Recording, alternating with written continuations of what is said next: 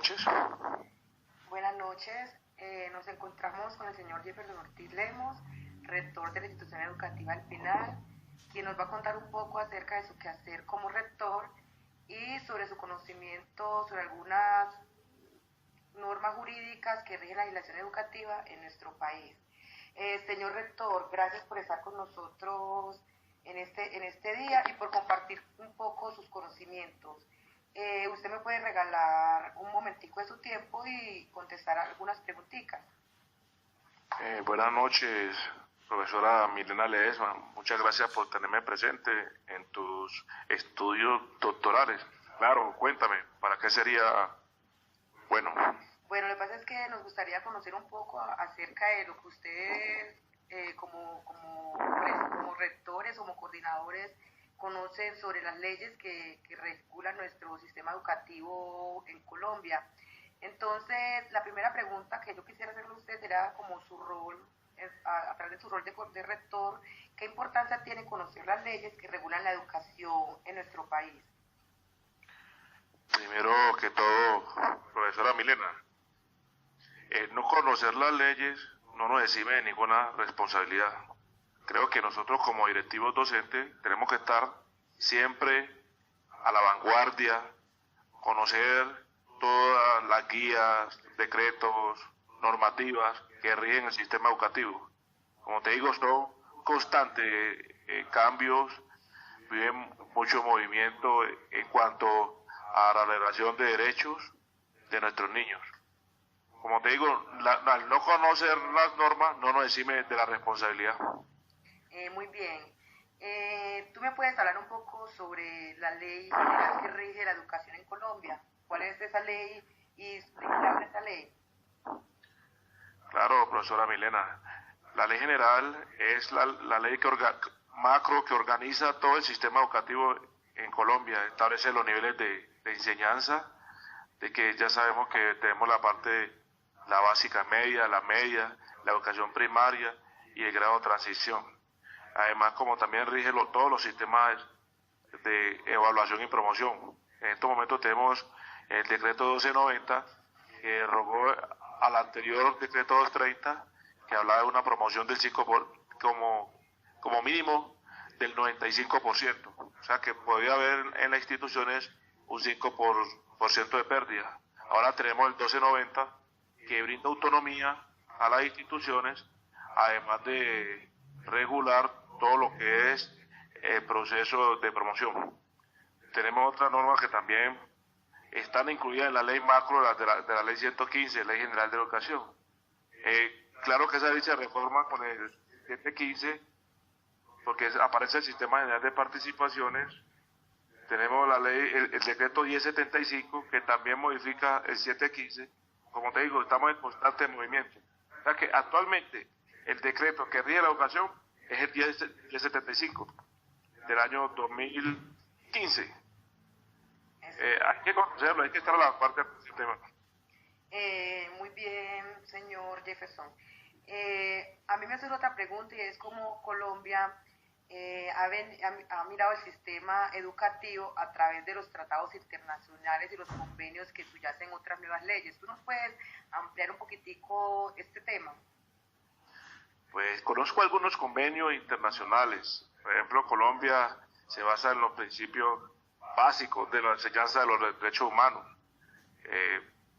Pues ya sabes, esto es creado por las Naciones Unidas, se dio en la ciudad de Nueva York y Ginebra en el año 2004, creo, pues donde se establecen los principios básicos que deben conocer la humanidad en términos de contenidos, además pues de garantizar derechos.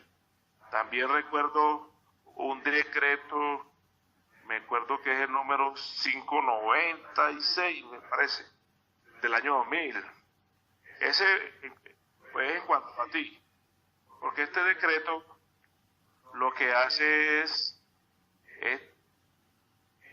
crear un convenio académico entre México y Colombia, donde por medio de ese decreto, esa ley, se regula todo lo que es convalidaciones de títulos, certificados, diplomas, en fin, de tanto de Colombia para México como de México para Colombia. Claro que la ley en Colombia no puede estar por encima de las normas internacionales. Luego, Colombia siempre está en ese parámetro, regido por normas internacionales. Muy bien. Señor rector, a mí me aqueja una duda y es que muchos de los educadores no tenemos como conocimientos claros sobre alguna de las normas que rigen nuestro país. Conocemos la ley 715, pero la conocemos muy superficial. Y entonces, en ese orden de ideas, yo quisiera que usted me hablara sobre algunas de estas leyes y cuál es su importancia en la educación o a qué hace referencia esas leyes. Mira, la ley 715, como te digo, habla del ingreso, por ejemplo, de los docentes a la carrera como maestros oficiales del Estado. Habla del tipo de vinculación, habla de los recursos que tiene que llegar a la educación, del sistema nacional de participaciones, las partidas, tanto para educación como para salud. Pero en el marco de la educación lo que le interesa conocer a los docentes son las guías que regulan ciertos aspectos de esa ley 715. Por ejemplo, tenemos la guía 34, que actualmente es la guía que marca el horizonte institucional de todas las instituciones educativas en Colombia. Habla de 4 gestiones, habla de la gestión académica como gestión que dinamiza todo lo que es contenido, promoción de los estudiantes. Tenemos la gestión directiva, que es la que marca el horizonte institucional. Habla del clima escolar y todos los mecanismos de comunicación. Tenemos la gestión administrativa, que se encarga de todo el talento humano de la institución, la física, docente, todos los recursos. Y tenemos la gestión comunitaria, que es la interacción de la institución con la comunidad educativa. Esa guía 49 que te convive, la ley 1290 es que es el sistema de evaluación. Tenemos la ley 16, que es la normativa que da los comités escolares de convivencia. Son las normas que creo que los docentes tienen que tener presentes. Muy bien. Colombia hace unos 5 años está interesada, o no tanto interesada, sino que viene trabajando mucho sobre la ley de inclusión. Una ley que no solamente se está viviendo en Colombia, sino que se está viendo a nivel mundial.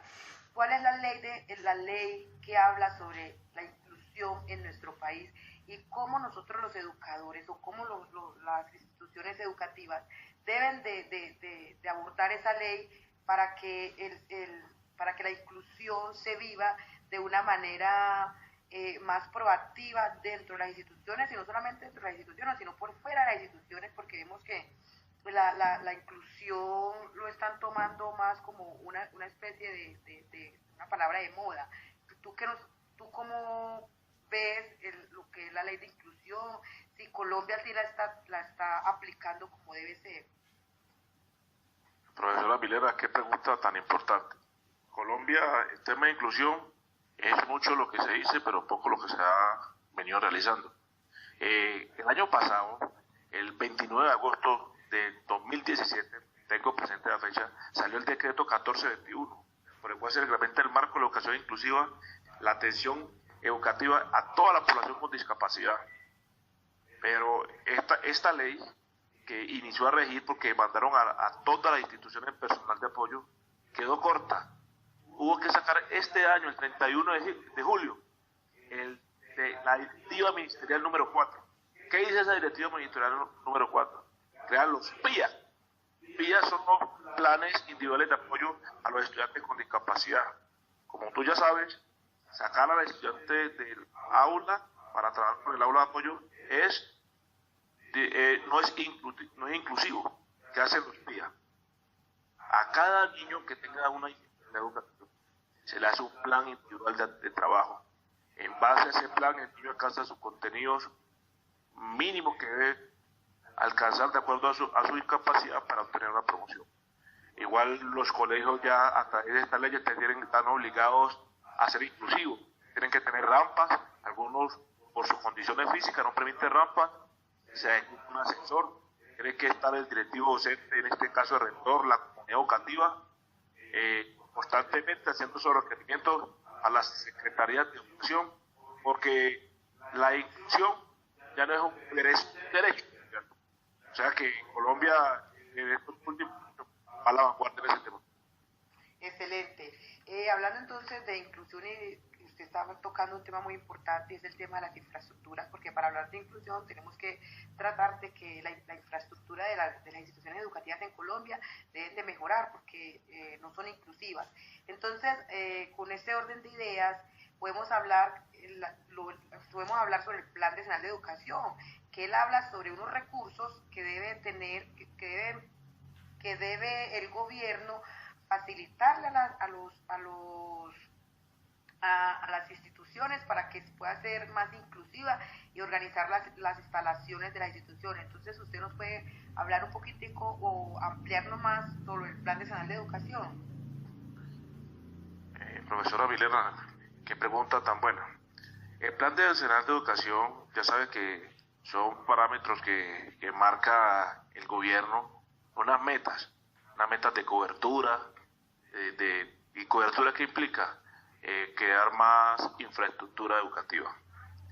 Es de entender que es complejo este tema, puesto que los recursos de un país, eso viene de acuerdo al Big Producto Interno Bruto, y en este caso Colombia se recluta por el Sistema General de Participaciones, que saca unas partidas para salud, unas partidas para educación, pero tenemos mucha esperanza en este año en este gobierno que está iniciando, ya que vemos que el ingreso que se le está destinando a la educación se mantiene proporcional.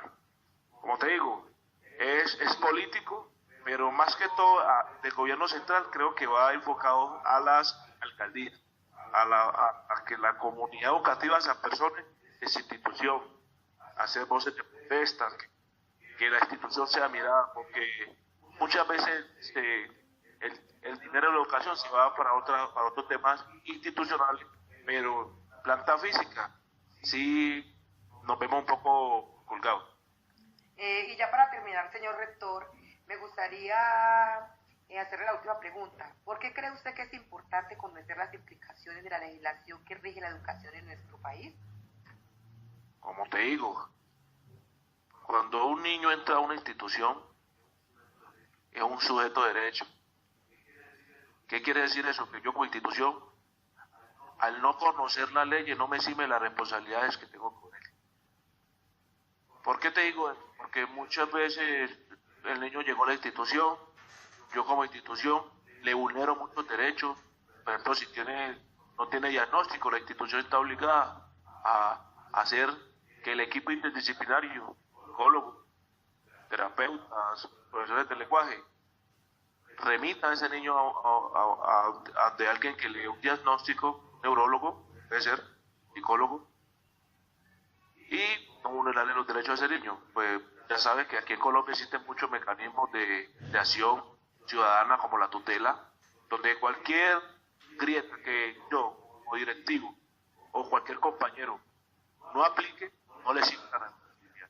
Por eso yo creo que siempre de la ley, todos los libros contables, las aplicaciones académicas de convivencia, siempre tiene que estar de la ley. Por eso, directivo, docente, que no conozca la ley, no lo exime eso de nada.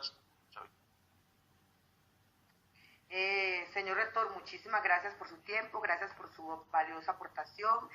Nos queda muy claro entonces que como rectores, como coordinadores y como docentes, no debemos ser ajenos a nuestras leyes que enmarcan nuestra institución, a nuestras leyes que rigen nuestro país, y que, como usted lo decía, el hecho de no conocer la ley no me exime de la responsabilidad. Entonces, invitar al sistema educativo, a los educadores a que se acerquen a conocer un poco sobre la legislación que rige la educación en Colombia, a apropiarse de la ley 6715, apropiarse de los decretos que hablan de los deberes y de los derechos que tenemos como ciudadanos. Señor rector, muchísimas gracias por su tiempo y por su colaboración. A ti, profesora Luz Milena Ledesma, qué grato servir de apoyo en tu trabajo doctoral.